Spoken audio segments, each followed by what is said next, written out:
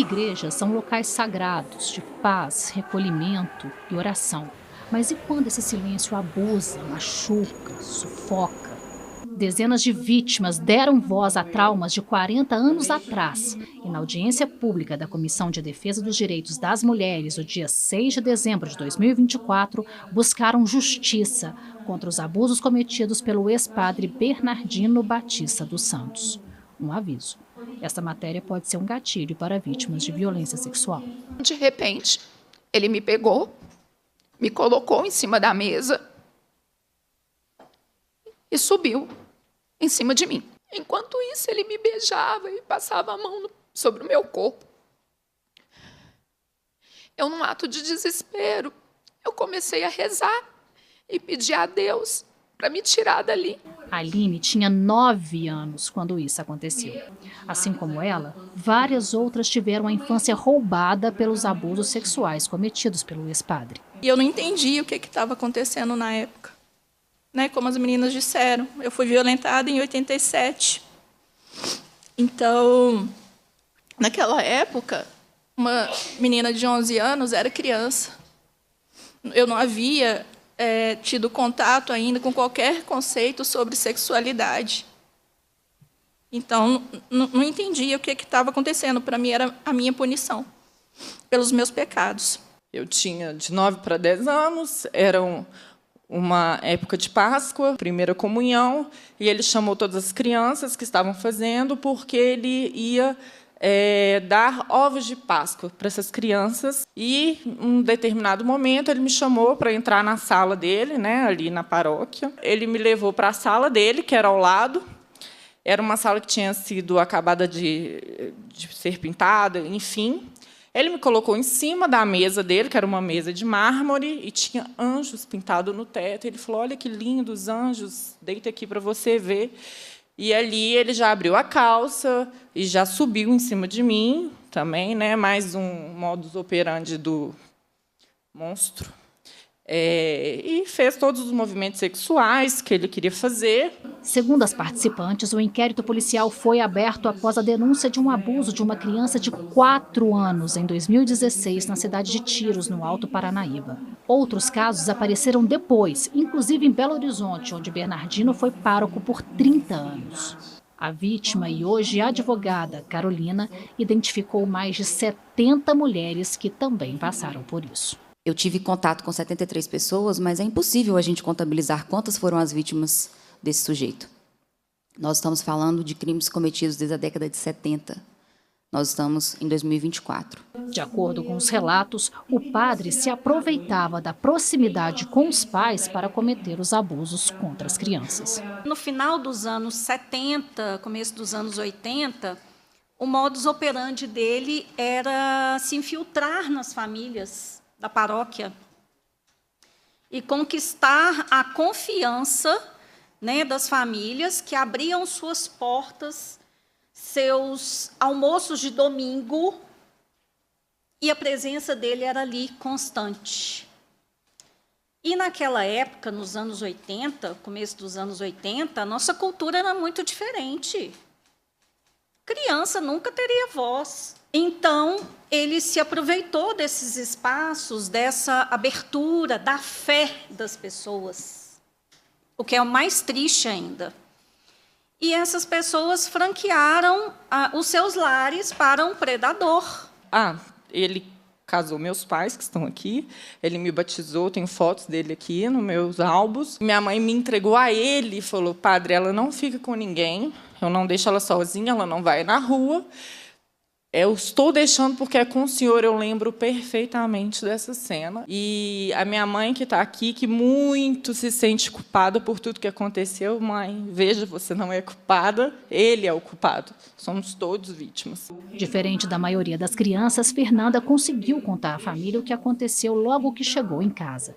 A mãe tentou tomar providências. E o que veio a seguir é um retrato de como o caso foi tratado ao longo dos anos. Em prantos, minha mãe foi até a delegacia e o que foi orientado a ela que eles não tinham nada para fazer, porque, além de não ter provas, isso era uma coisa relacionada à igreja, então ela teria que procurar a igreja E foi o que ela fez. E, chegando na igreja, ela recebeu uma Bíblia como uma resposta de que eu precisava, assim como ela, estar mais próxima de Deus.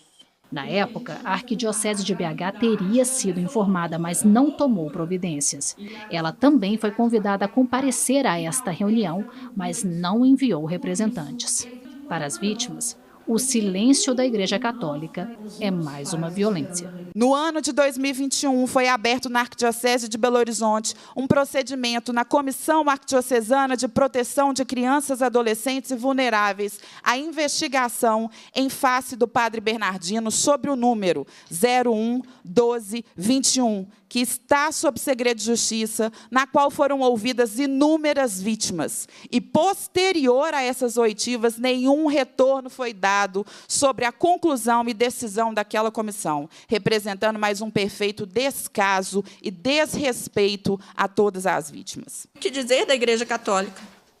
Ao invés de proteger o rebanho, principalmente as crianças que estão sendo educadas dentro dos princípios da religião, manda todos se calarem, protege e defende o monstro de batina. Ao ler a Bíblia, no texto de Mateus 19:14, a gente vê o seguinte: então Jesus disse: deixe vir a mim as crianças e não as impeçam, pois o reino dos céus pertence aos que são semelhantes a elas.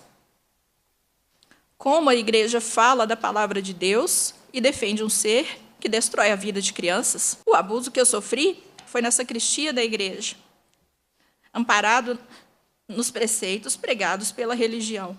Os abusos contra essas mulheres aconteceram na infância, mas as consequências são para a vida toda. Eu tinha 8 anos, eu me lembro perfeitamente de cada momento daquele, cada segundo do que aconteceu comigo.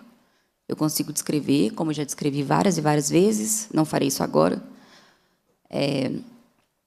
Mas é um fato que te marca. Você vive a partir daquele fato. Eu tomo medicação, eu tenho depressão diagnosticada, eu tenho síndrome do pânico diagnosticada. Tudo isso são eventos que você vai entendendo por que acontece.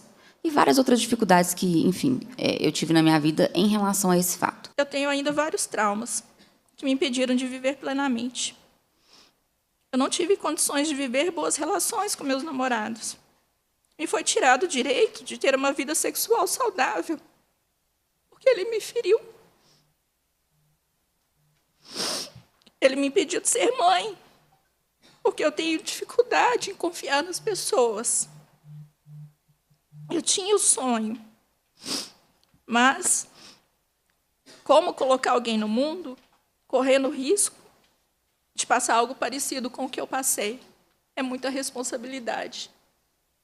Como educar uma criança com os traumas que eu tenho? Eu carrego estas e outras dores desde a infância. Eu fiz terapia por mais de 30 anos e não sei se vou superar o que eu vivi. A advogada que representa as mulheres explicou que o ex-padre, de 77 anos, teve prisão preventiva decretada em 23 de outubro de 2024 e foi solto cerca de um mês depois. Hoje, ele usa a tornozeleira eletrônica e está sendo monitorado. A maior parte dos crimes dele já prescreveram, já que as denúncias começaram no início dos anos 2000 e a mudança no Código Penal sobre os crimes sexuais contra crianças e adolescentes ocorreu só em 2012. A Lei Joana Maranhão, deputada, 12.650 de 2012, que trouxe importante alteração para a contagem dos prazos prescricionais nos crimes contra a dignidade sexual de crianças e adolescentes. Quero dizer que, após 2012, o prazo prescricional para esse tipo de crime apenas passa a contar quando a vítima completa 18 anos. Ou seja, entendeu o legislador que apenas ao atingir a maioridade, a vítima terá plena capacidade de buscar a responsabilização do seu agressor. No entanto, eu afirmo, esse prazo não é suficiente. Eu acho que o apelo maior aqui é para o Poder Legislativo Federal, pela imprescritibilidade e por essas alternativas à prisão, que elas sejam aplicadas a casos realmente que vai ter uma ressocialização. Vai fazer sentido, de uma forma individualizada. Um comparecimento obrigatório deste padre, mensalmente na justiça. Uma tornozeleira eletrônica, isso não é justo. Isso pode ser legal, mas isso não é justo.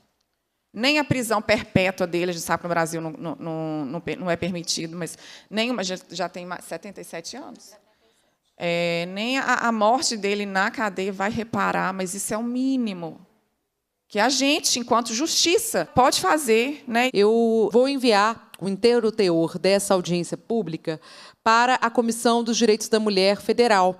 E vou pessoalmente conversar com a Ana Pimentel, que hoje é presidenta da Comissão Federal dos Direitos da Mulher, para que a gente possa abordar esse tema também lá na Comissão Federal e pensar alguma proposta legislativa para que, de fato, não sejam prescritos crimes como esse. Acho que isso é muito importante para que, mesmo depois de 30 anos, 20 anos de silenciamento, de dor, vocês tenham o direito de buscar essa justiça. Quando eu vi que ele foi solto e que está com tornozeleira, eu sei que isso não vai parar ele. Ele não tem medida para parar. Se ele tivesse medida, ele teria parado quando fez a primeira vítima. Então, enquanto ele estiver vivo, ele vai continuar fazendo mal. Então, hoje eu estou aqui, não por mim, mas pelas crianças que ainda estão por aí. Ele se dizia santo, um representante de Deus, e destruiu a vida de tantas crianças. Hoje somos mulheres condenadas a esse cárcere perpétuo, cuja pena nunca vai prescrever. Quero dizer que, se você foi vítima, nos procure através do Instagram, do @Vítimas do Santo Paraíso. Quero disponibilizar o meu telefone do escritório, 31 991 38 15 40. Mais uma vez, 991 38 15 40. Entrem em contato, registrem o boletim de ocorrência e citem o nome do padre Bernardino Batista dos Santos. Essa contabilização vai ser muito importante para a ação que nós vamos propor contra a Arquidiocese de Belo Horizonte.